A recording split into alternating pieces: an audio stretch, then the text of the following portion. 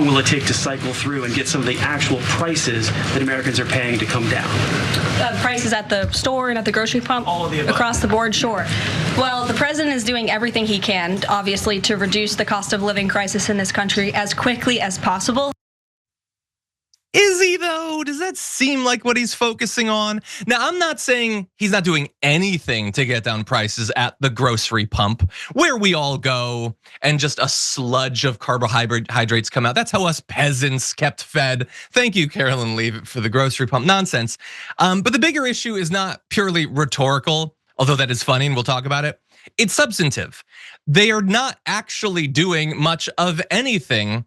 I was gonna say to affect grocery prices, that's not true, but to lower them. Now they're doing plenty that will raise grocery prices. We've been logging those, we'll do that now. But again, it's just, why are they so weird about this topic, okay? Trump has said for years that Americans need ID to buy groceries. They don't. I've done it actually. I've gone to a couple different grocery stores and none of them asked for ID. And so it's just so strange. But again, we want to focus on the substance. So let's get a little bit more of what she had to say. The president is doing everything he can, obviously, to reduce the cost of living crisis in this country as quickly as possible. That's why he signed a litany of executive orders across the board. In the first couple of weeks here, he declared a national energy emergency. He committed to cutting 10 regulations for every new one on the book. As you know, working for a Fox Business-related outlet, deregulation and energy independence are huge drivers of reducing inflation in this country. Months, or is it a year? And will Americans have the patience to wait for it? I don't have a timeline, but the president is doing everything that he possibly can to reduce cost of living for Americans at home. Yeah, again, he's not, as we're gonna describe. And of course, isn't it amazing that we've gone from in the campaign, I'm gonna lower it day one faster than anyone's ever imagined, to now, I don't have months, years, I don't have a timeline for you. Forget about it, get off our back, okay? Because we're giving you a lot. Not about the economy, but you can't use pronouns in your government emails anymore. And they've banned trans girls from playing sports, and there was some stuff about DEI. There's a lot of identity politics stuff I've noticed, a ton of identity politics, and he has promised to invade and conquer multiple countries all over the world. He recently promised some ethnic cleansing in Gaza, so that I'm sure will help the cost of eggs. All of this probably will have an effect. But anyway, yeah, no, it's tariffs and it's reversing the tariffs that he has, and it's tariffs on China, and it's a bunch of identity politics nonsense combined with some actual stuff like that would affect the economy in a negative fashion. Tariffs are gonna raise the prices of everything, including groceries. His mass deportations are already leading to product shortages and raising the prices of groceries specifically. And so I get why she's so uncomfortable there. I get why she's a grocery pump. I would be uncomfortable too when the massive lie that was the foundation of your campaign is now laid bare to everyone. But Brett, what do you think? Yeah, there used to be hang on one sec. That's bad. Get some cough syrup over at the grocery pump. Yeah, that's amazing. So there used to be a time, I don't know, like this has a lot of that energy that's like, how much could a banana cost? $10? Soon, I guess. If you start tariffing the places where they grow bananas. A lot of this is like, I don't know, let's have magic beanstalk beans. That's what you can eat later. Nothing Donald Trump is doing lowers prices.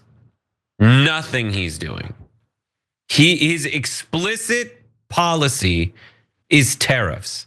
Long story short, tariff means that if something like things cost more to make in America, let's say it costs $10 to make a banana in America, and it costs $2 to make that thing in Guatemala, right? If he wants to tariff the banana republics, his tariff policy is charging you $8 more for the Guatemala thing.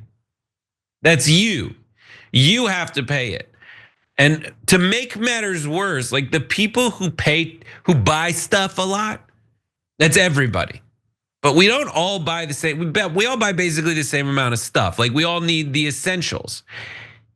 Rich people need essentials. Poor people need essentials. He's making the cost of essentials higher. But that increased cost for a normal person, that is a large percentage of your income. But for a rich person, that's not a large percentage of their income. I make $1 million a year and my grocery bill went from $10,000 to $15,000 a year. That's not a big increase for me. But if I make $40,000 a year and it went from $10,000 to $15,000 because I'm paying Trump $8 extra per freaking banana, that's a huge change for my lifestyle. Yeah. And the thing I heard in the wake of the election is the working classes are voting for Trump. And none of his policy says anything about jobs, which is the only thing that a tariff conversation really needs to be about. It's about bringing jobs back to America, but he's not doing any of that. He's just convinced them that tariffs do the opposite of what they actually do. Yeah. And then we've got this, the only person talking about it anymore, because Trump already knows that. The only person talking about grocery bills at all is Leavitt there. That's it.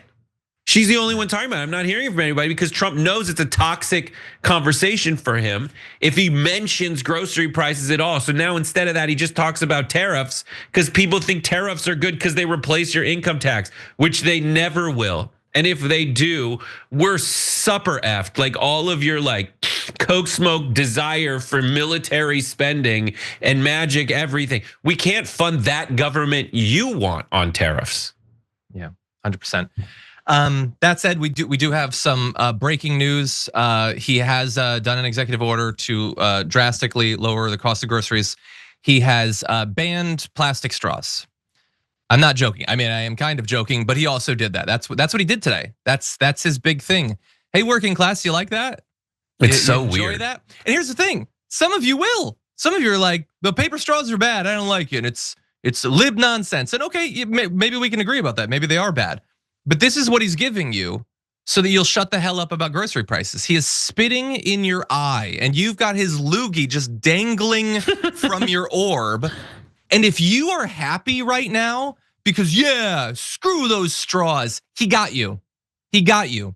He spat in your eye and you liked it. You liked the way he felt. Now, you feel free to wake up and be like, wait, what? Yeah, I don't really like paper straws, but like, what does this have to do with the price of eggs and gasoline?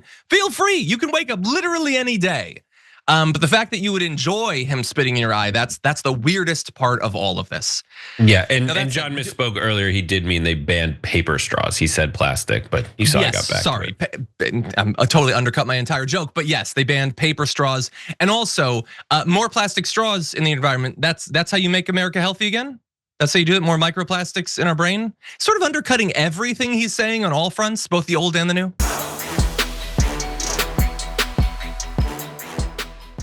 Members make a difference here at TYT. You help make the show happen, and we see you in the chat with your loyalty badge. Click the join button to become a member today.